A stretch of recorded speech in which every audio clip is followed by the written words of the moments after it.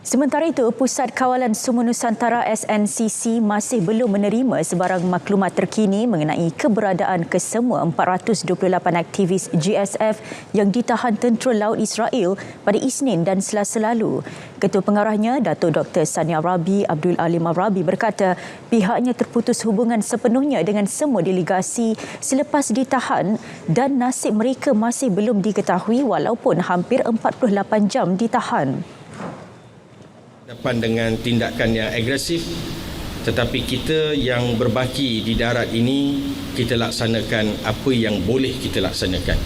Dan saya kira masa ini adalah masa yang sangat penting, dan jika dalam tempoh 48 jam tidak ada maklumat pendaratan di pelabuhan Ashdod, saya kira itu adalah satu insiden yang perlu dunia ambil peduli dan masuk campur. Beliau percaya Zionis sengaja melengah-lengahkan masa untuk membawa semua tahanan ke daratan dan peserta dipercayai ditempatkan di penjara atas kapal sebelum dibawa ke pelabuhan Ashdod.